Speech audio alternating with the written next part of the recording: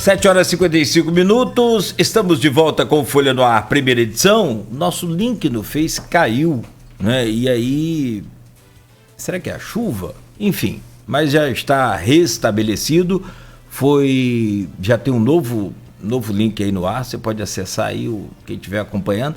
É só marcar ali, tem uma coisa interessante, bacana, mas é simples, né? Mas você marca ali a notificação dessa página da Folha, toda vez que entrar um stream nosso aqui do Folha no Ar, por exemplo, você vai ser notificado, né? Então, pedimos desculpas e agradecemos aí a compreensão. Quanto à questão dos convidados hoje, o Cristiano Miller e Isabela Fernandes, unidos pela Ordem Chapa 1, que concorrem à eleição na OAB, eu falei no bloco anterior que o sorteio, né, determinou a ordem de participação deste programa, das chapas, né? Ontem foi chapa 2, hoje chapa 1. E também falei que na reunião do sorteio havia sido definida a pauta, né, para esses 3 blocos, mas o Aloysio me corrigiu aqui, ajudou também a corrigir a informação. Foram enviados 10 temas, né, anterior a essa reunião. E então, aí sim, 10 temas, cada chapa enviou os 10 temas e aí foi definida a pauta, tá ok? E nesse bloco, outra coisa também interessante, foi falado aí que, né, se enxuga muito gelo nessa situação das prerrogativas da advocacia. Vamos falar sobre morosidade do judiciário, que aí, independente do tempo de cobertura, como disse a Luísa aí, da sua experiência na cobertura das eleições da OAB, isso aí eu acho que existe desde que eu me entendo por gente. Falta de juízes em campos e também vamos falar da informatização das eleições. Oferecimento de Proteus, Serviço de Saúde e Medicina Ocupacional, Unimed, Laboratórios Plínio Bacelar e Unicred Norte Lagos. Arnaldo, chamo você para abrir esse bloco aí, por favor. Vamos lá, Cristiano e Isabela. Ontem até usei um exemplo de um caso ao falar da morosidade da justiça. Falei sobre São João da Barra, porque também é a área de atuação da 12ª subseção da OAB, né? Que é o caso do radialista Geraldo Machado, Renato Machado, que foi assassinado em 2013 e até hoje o Tribunal do Júri não aconteceu. E para a família sempre cobra, a família sempre entra em contato comigo, questão de a imprensa alertar sobre esse caso, para não se esquecer e ficar mais tempo ainda antes de ser julgado. Estou falando um pouco sobre essa questão da morosidade da justiça, o quanto que isso também não cai na categoria de vocês, enquanto clientes não podem cobrar, achar que é o advogado que esteja ali dificultando o andamento dessa ação, e como que a OAB pode atuar para tentar solucionar esse problema? Qual seria a principal causa e como poderia atuar para tentar solucionar esse problema? Olha, Arnaldo, essa questão da morosidade, como o Cláudio bem colocou, ela não é de hoje, não é de Campos, não é de São João da Barra, ela é do Brasil, né? E na realidade não é apenas aqui, né? Não é apenas no Brasil, é uma ilusão acharmos que a justiça brasileira é a única justiça lenta do mundo, né? Não é, né? Lamentavelmente não é, muitas vezes uma, entre aspas, lentidão justificada, né? Mas na maioria das vezes não, né? É uma lentidão exagerada, que acaba gerando injustiça, né? Você citou aí um exemplo, sem querer particularizar, mas nós temos inúmeros outros exemplos dessa morosidade, o que acaba culminando com as injustiças dessas situações todas. Esse problema ele não tem uma causa específica, ele tem inúmeras causas que conduzem para essa morosidade, né? Desde a estrutura do judiciário, desde os procedimentos judiciais, desde a falta de servidores, a pontual falta de magistrados, né? Mas isso não é um problema local, né? É evidente que a OAB pode e deve, né, colaborar para que seja minimizado esse problema, só que, especialmente aqui no estado do Rio, é um problema que envolve, nesse momento agora, falta de concurso público. Não há concurso público, não há servidores, né? Essa falta de magistrados, na realidade, pelo menos aqui na 12ª subseção, não é, a meu ver, o maior problema, para a morosidade especificamente. Nós temos o caso de São João da Barra, que é um caso crônico, né? São João da Barra é um caso crônico. É um caso que vem tombando com conduções que acabaram tornando a comarca de São João da Barra uma comarca, de certa forma, complicada, né? Mas hoje em dia, apesar de São João da Barra ter apenas um juiz respondendo pelas duas varas, o que torna, evidentemente, o seu trabalho muito mais difícil, mas, a meu ver, o principal problema, e aí pontuando São João da Barra, mas que se estende para as demais comarcas aqui da nossa subseção, é a falta de servidor, né? São João da Barra, você tem uma vara com 2 servidores para processar 4.000 processos aproximadamente. Isso é humanamente impossível da pessoa dar conta. E é evidente que isso aí acaba refletindo no andamento do processo, na morosidade daquele processo, né?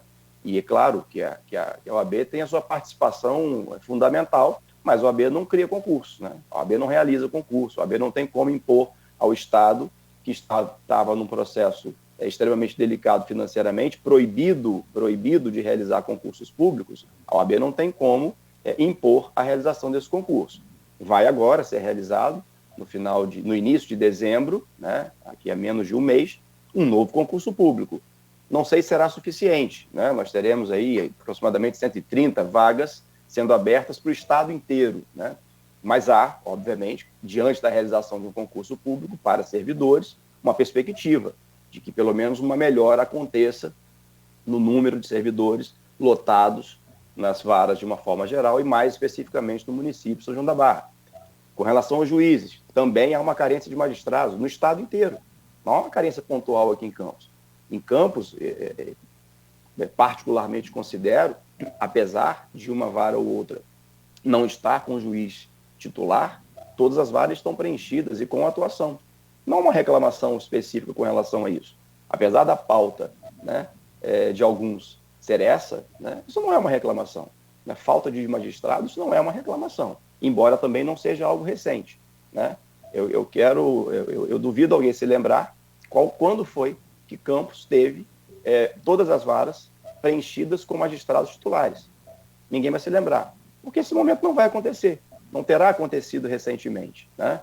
Mas de toda forma, também não há concurso para juízes sendo realizados. Na verdade, estamos com um concurso de magistratura estadual sendo realizado agora, que está demorando 2 anos. Ele começou em 2019 e ainda não acabou, por todo esse contexto de pandemia, de impedimento do Estado realizar concursos. Então, não é uma pauta... às vezes as pessoas querem simplificar, né? Minimizar o problema, que será resolvido, que trará mais juízes. Bom, não há uma fórmula de criação de magistrados, né, para que eles surjam do nada e preencham as varas titulares. Isso é uma questão que envolve a realização de concurso público, né, e que depende, obviamente, do tribunal e, mais precisamente, do Estado do Rio de Janeiro. Na medida que os concursos forem realizados e que houver magistrados e que houver servidores, aí é razoável que você postule o preenchimento de algumas vagas, né? Mas que também, repito, não haverá magistrado e nem servidor suficiente para aquilo que nós consideramos necessário e o ideal, por todos os outros contextos, e não há um ponto específico para isso. Esse ponto talvez tenha sido, eu não vou falar que isso é um problema desde sempre, porque o Nogueira já falou, mas sempre quando acaba a entrevista aqui, os entrevistados vão embora, né, se despedem e tal, acabou, aí fica no fora do ar aqui, ou eu e o Nogueira, ou com o Arnaldo e o Nogueira, identificando os pontos. É o que o repórter chama de lead, é o principal da matéria, né? E trocamos ideias e tal. Ontem, o ponto mais forte, não digo o ponto mais importante, mas o ponto mais forte da entrevista de Felipe e de Carlos Alexandre foi sobre esse tema quase no mesmo tempo. Antes foi a 8h02, ou agora são 8h05.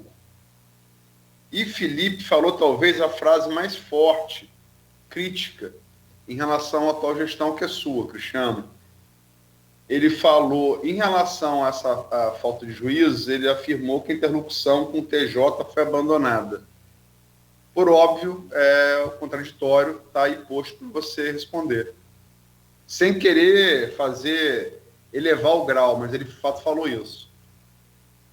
Não, isso eu respondo com muita tranquilidade. Talvez existem afirmativas, essa é uma delas, né, que mostram o quanto algumas pessoas estão distantes da realidade da OAB, né?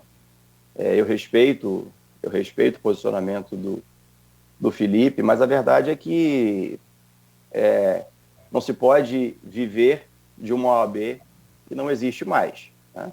Nós estamos no ano 2021, a nossa realidade é completamente diferente da realidade do momento em que ele geriu a instituição há 10, 14 anos atrás, e falar de ausência de interlocução com o tribunal é desconhecer por completo a nossa realidade, né? Nossa interlocução com o tribunal ela é frequente, não apenas diretamente por mim, pela Isabela. Eu e Isabela estivemos, inclusive, algumas vezes no tribunal para conversarmos em alguns setores, né? Juizados especiais, corregedoria. Então, essa falta de interlocução, com todo respeito, mostra um completo distanciamento da realidade da instituição e da realidade da nossa gestão, né? Porque a interlocução ela é frequente, repito, seja diretamente por nós, né, enquanto subseção, seja através da seccional, né? Porque, evidentemente, a seccional, a OAB seccional, ela existe também para dar todo o suporte e fortalecer as subseções, né? E isso foi feito com frequência, né? Com muita frequência. Então, é uma afirmativa que eu respondo com toda tranquilidade, no sentido de que ela é muito distante. Ela é muito distante da nossa realidade, né? Da falta de interlocução entre subseção e TJ, ou qualquer tribunal, na realidade, né? Não apenas o Tribunal de Justiça, mas também o Tribunal Regional do Trabalho. Eu, pessoalmente, tive algumas reuniões com o tribunal, reunião presencial, reunião virtual, né? Tive encontros aqui em Campos com presidente do Tribunal Regional Federal, com corregedor do Tribunal Regional Federal. Então, assim, as interlocuções são frequentes, e essa afirmativa, com todo respeito, não faz nenhum sentido. A Isabela quer se pronunciar? Acho importante a gente falar aqui que essa morosidade, né, ou a expectativa e o nosso direito à celeridade processual, ela é muito ligada às nossas prerrogativas, né? Tanto com relação ao direito do cidadão de ter a prestação jurisdicional, né, de ter uma efetividade ali na pretensão dele, quanto no nosso exercício da profissão da advocacia.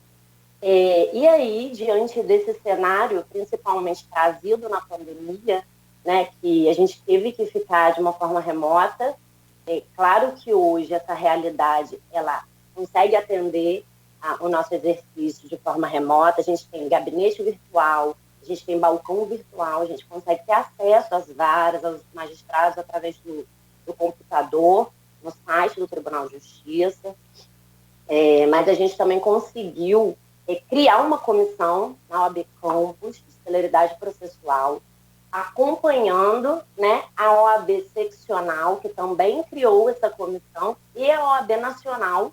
Então, a gente conseguiu acompanhar.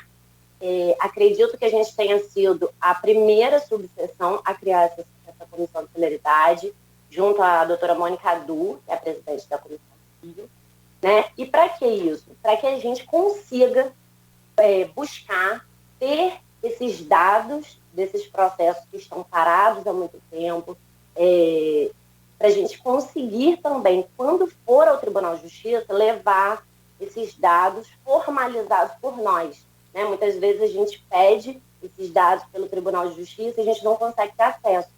Então, agora a gente vai conseguir reunir isso, esses dados todos, através da OAB Campos, Rio e a OAB Nacional, para que a gente possa estar com essa prova, né, concreta, vamos dizer assim, diante das nossas conversas nos tribunais.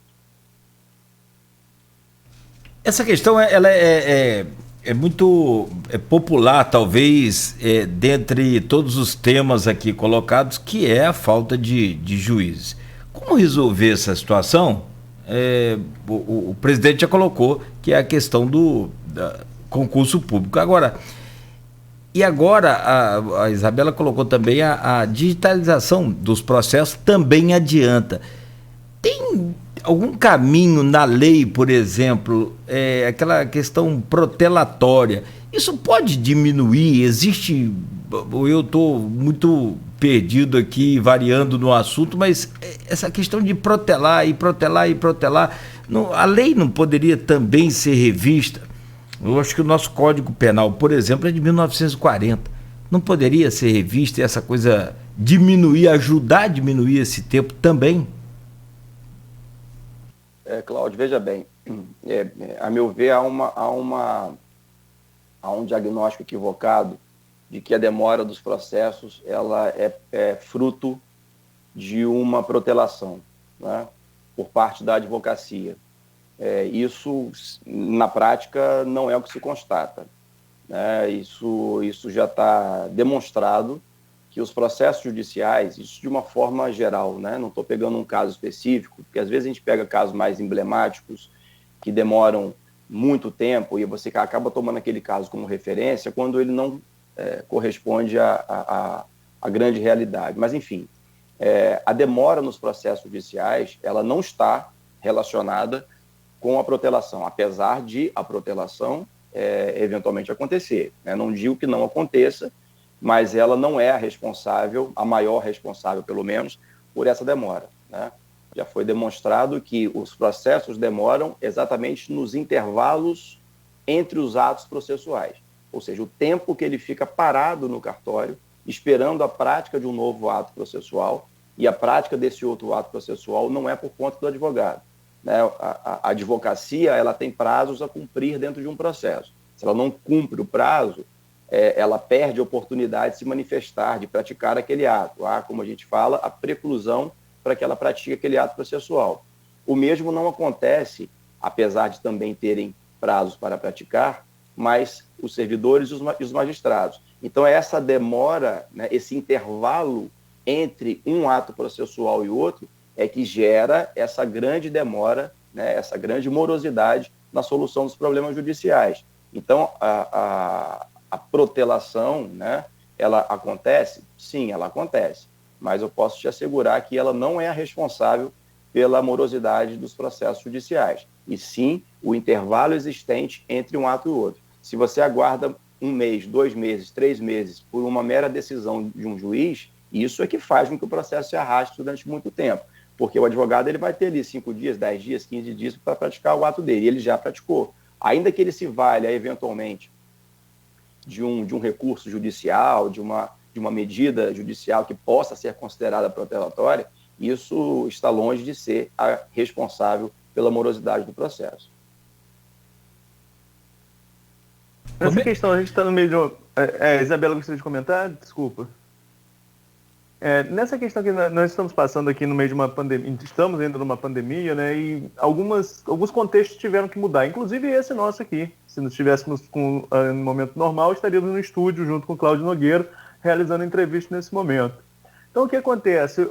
O judiciário também precisou se adaptar. Como que vocês têm acompanhado a adaptação dos advogados locais a essa nova dinâmica de processos eletrônicos, que não é tão nova assim, mas que se intensificou agora durante a pandemia, e como que a OAB pode participar, inclusive auxiliando aí os advogados a se incorporarem nesse novo modelo? Isabela, quer começar falando, Isabela? Posso começar, porque é complicado falar depois do nosso presidente, né? A gente fica sem ter muito como falar. Mas, enfim, nós, para a advocacia, né, no início, claro que a gente já estava numa fase de adaptação com o processo eletrônico, mas a gente ainda despachava presencialmente, ia ao cartório presencialmente para tentar impulsionar o andamento do processo, né? E, de repente, a gente se viu sem ter como entrar no fórum. Nós tivemos, então, uma parte boa, né, que hoje é tudo eletrônico, tudo a gente consegue fazer de forma remota. O fórum já voltou a abrir as portas, a Justiça Federal, o TRT está em fase de avanço também na sua abertura. Então, nós já podemos voltar à antiga realidade. Mas, claro, que o advogado que ainda não sai de casa, que ainda prefere trabalhar de casa ou do escritório, a gente já consegue ter esse acesso 100% virtual. Isso é muito importante, né? A gente consegue entrar ali no balcão virtual a tempo e hora, no horário de expediente, e ter acesso ao funcionário que está, ao servidor que está no cartório atendendo, e falar sobre o nosso processo. A gente consegue acesso ao gabinete, a gente consegue agendar com o magistrado para poder estar despachando. Então, eu vejo com muito bons olhos essa nossa evolução, que com certeza se acelerou em virtude da pandemia. E a OAB, né, teve um papel protagonista, a meu ver, nessa questão, que nós conseguimos ampliar os nossos equipamentos na sede. Nós temos hoje 14 escritórios digitais, onde a advocacia pode estar realizando audiências virtuais, peticionamento eletrônico, reuniões com clientes, né? Nós temos toda a estrutura ali dentro. Nós ampliamos também, já vimos antes, né? Ampliado a sala do fórum. Hoje, a gente já fez cerca de 600 audiências virtuais, né? Que para poder complementar com outros dados. Então, a gente vê que realmente a advocacia precisou de apoio e a gente conseguiu dar e suprir essas expectativas. Inclusive, advogados que têm escritório, que têm equipamento, preferem fazer as audiências na OAB pela estrutura, né, pela organização. Nós temos os funcionários disponíveis à disposição da advocacia. E é isso. O Cristiano pode complementar aí a minha fala. Não, eu só queria complementar num ponto. De fato, né, essa evolução tecnológica, os processos digitais, isso aí, é claro, isso é irreversível. O problema é que a pandemia, de uma hora para outra, ela acabou nos obrigando, né, nos forçando a certas condutas, e isso atingiu drasticamente uma grande parcela da advocacia que não estava preparada para isso, né? E a responsabilidade que seria dos tribunais, né, em fornecer toda a estrutura para que esses atos virtuais pudessem ser praticados, os tribunais acabam transferindo sempre para a advocacia esse ônus, né? Então, esse é um problema, porque aí você acaba, enquanto instituição, tendo que se estruturar. Isso não é exatamente esse o problema, porque a gente conseguiu se estruturar, né? O problema é que uma parcela da advocacia acaba ficando excluída, né? Ou podendo ser excluída com essa evolução, com essa dificuldade dos sistemas. Nós temos uma multiplicidade de sistemas envolvendo os tribunais, os sistemas nem sempre funcionam de maneira adequada. Então, são problemas que existem, que precisam ser enfrentados, que precisam ser solucionados, mas a instituição vem fazendo o papel dela, né? Como a Isabela destacou, nós tínhamos, quando iniciamos a gestão, 6 escritórios preparados para que a advocacia pudesse utilizá-los, e esses escritórios, no decorrer da pandemia, foram ampliados para 14, todos eles transformados em escritórios digitais. Que são os escritórios digitais? São escritórios equipados, preparados, para que a advocacia possa realizar todos os atos virtuais ali dentro, né? Suas reuniões, suas audiências. Isso é fundamental para a advocacia, né? Mas existe, claro, alguns outros aspectos. A questão do gabinete virtual, do balcão virtual, é um avanço, não resta a menor dúvida que é um avanço, mas é preciso que estejamos também atentos para a fiscalização, se esse balcão virtual está funcionando de maneira adequada, se o juiz está atendendo de maneira adequada no gabinete virtual. Então, são transformações, são pontos que podem nos trazer melhorias, né? Mas isso não significa dizer que esteja maravilhoso, que não esteja havendo fiscalização e para que haja realmente funcionamento de forma adequada. Eu fui falado aqui eu falei no caso da Cristiana Lua, da importância de ter uma mulher, assim, fazendo o que ela fez, né, no primeiro time de jornalismo político brasileiro. A questão de diversidade hoje é uma questão, né, ela não é mais coadjuvante da sociedade, ela está no protagonismo, né? A Isabela, por óbvio, é uma representante feminina. Cristiana é candidata a presidente, a reeleição, Isabela como vice. A outra chapa tem Felipe e Carlos Alexandre, os dois são homens. E eu vou fazer, para a minha pergunta, vou fazer uma pergunta prévia. Isabela, qual a sua idade? Desculpe perguntar. Eu tenho 33 anos. Cristiano? 47. Eu estou com 49. Alexandre e Felipe são um pouco mais velhos que eu. Muito se diz que essa eleição, porque a eleição, para mim, eu gosto de analisar a eleição como um processo. Não tenho intimidade com a eleição da OAB que tenho com a eleição para prefeito, governador, presidente. Mas conversando com quem entende do processo eleitoral, eleição não parece... Quer dizer, eleição você chega ao eleitor pela emoção, mas o processo é matemático. Você tem que entender que a eleição é um processo matemático. E quem entende bem de eleição da OAB me diz que essa eleição, agora da semana que vem, que vocês vão disputar, a incógnita que vai definir a eleição é o voto do advogado jovem. Seria um voto mais difícil de você aferir. Eu vou lembrar, fazendo um paralelo da última eleição municipal, o caso do PSL, partido pelo qual Bolsonaro foi eleito presidente. Você tinha um vereador eleito, Neném, né, Luiz Alberto Neném, também advogado. Você tem um vereador de vários mandatos, né, Nildo Cardoso. Apareceu um menino com 20 e poucos anos, Bruno Viana atropelou os dois e levou. Então mostra realmente que isso não é mais, nesse paralelo, isso não é mais uma promessa do futuro, é uma realidade presente.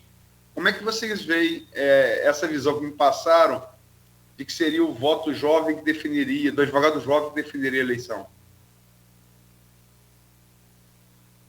Eu acredito que essa análise ela é pertinente, né? Mas a eleição do OAB ela tem alguns fatores que acabam influenciando também, né? Não sei se a advocacia jovem se de fato vai ser decisiva, mas eu não tenho a menor dúvida, né, da força dela pelo volume de jovem advocacia que nós temos atualmente, né? Mas é uma eleição que tem algumas peculiaridades, como, por exemplo, somente podem votar os advogados e as advogadas que estiverem adimplentes, né? Isso também interfere muito na análise do pleito institucional. Mas eu concordo com essa avaliação, né? A jovem advocacia, ela terá o voto decisivo. Nós teremos, na eleição de semana que vem, aproximadamente 1.750 pessoas aptas a votarem. Nós temos aqui na 12ª subseção aproximadamente 2.900 advogados, mas para o pleito de semana que vem, 1.750 aproximadamente advogados e advogadas estarão aptos a votar. E uma parcela considerável desses advogados e advogadas são da jovem advocacia. E e de fato, né, acaba sendo não apenas pelo volume de jovens advogados e advogadas, mas também por todo um perfil dessa jovem advocacia, né?